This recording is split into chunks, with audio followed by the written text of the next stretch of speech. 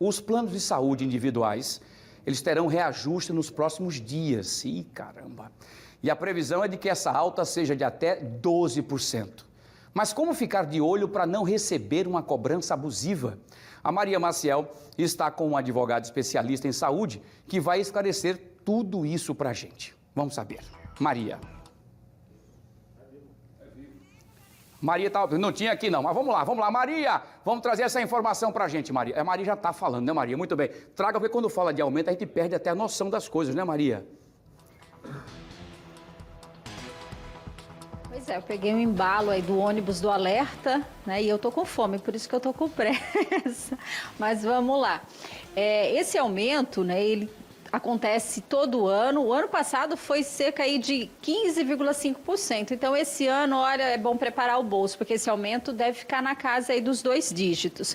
Vou conversar agora com o Juliano Pessoa para falar um pouquinho, então, desse aumento, o que pode, o que não pode. Existe um teto para que esse aumento não seja abusivo? Boa tarde. Boa tarde, Maria. Boa tarde, Wilson, quem nos assiste. Veja só, Maria, no caso do individual e familiar, quem diz qual é o percentual é a Agência Nacional de Saúde Suplementar.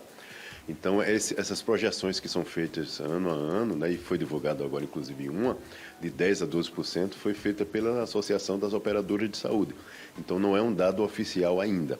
É importante que os órgãos fiquem atentos, os consumidores também, mas até junho, provavelmente, a Agência Nacional de Saúde Suplementar, que é quem diz qual é o percentual, irá se manifestar formalmente do reajuste deste ano. E esse reajuste ele vale de maio deste ano até o próximo ano e já vem na conta no próxima fatura de que mês? Veja, ele sai vigorando a cada aniversário. Então, ou seja, na data que o consumidor assinou o seu contrato com aquela respectiva operadora, será a data de inserção desse novo valor.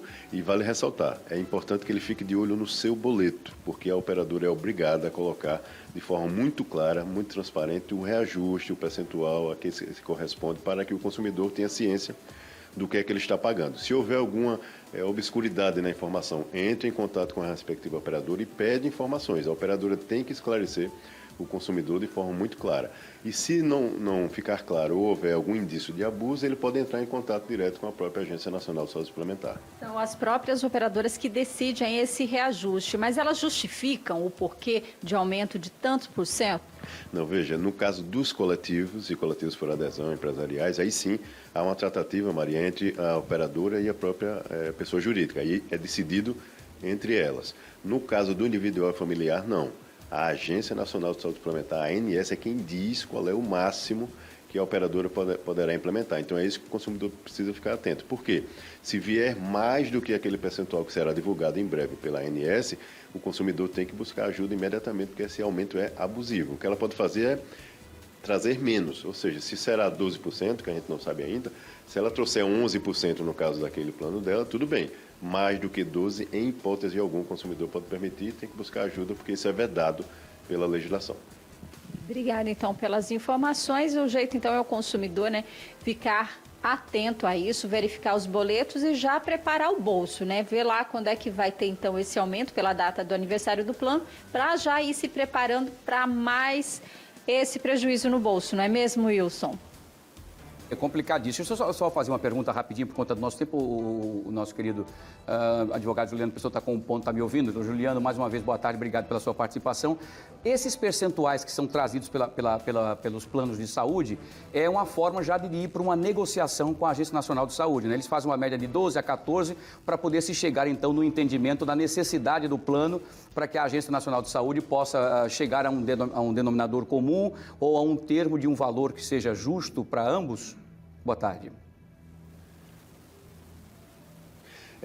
Boa tarde, Wilson, mais uma vez. É bem por aí, Wilson. Eles já tentam direcionar, vamos dizer assim, para o que eles entendem que é o ideal. Como eles têm os dados completos, né, dos números, do que foi a despesa, né, das operadoras no ano anterior, o IPCA também faz parte desse cômputo aí, ou seja, a gente está numa questão de inflação alta hoje em dia no país, então eles já fazem mais ou menos um indicativo do que eles entendem que é justo, para sentar com a ANS e aí sim fazer as tratativas formais, mas já dizendo mais ou menos o que é a associação, o que é que as operadoras, de modo geral, entendem que seria justo. Mas é importante que as instituições também, né, o Instituto Brasileiro de Defesa do Consumidor, para você ter ideia, acompanha isso muito de perto E a ANS também precisa ver que o ano passado, né, vale relembrar, nós tivemos o maior reajuste da história dos últimos 22 anos.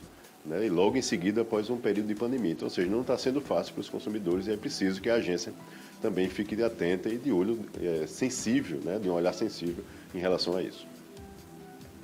Doutor Juliano, mais uma vez, muito obrigado pela sua participação conosco. Obrigado, Maria. Informações importantes. Vamos ficar atentos até junho. Nós teremos aqui e traremos de novo o doutor Juliano para que ele possa nos explicar detalhes sobre isso. O mais importante, doutor Juliano, é que o senhor está tão elegante que eu estou com a gravata igual a cor da qual o senhor está usando aí também, viu? Importante, muito bem.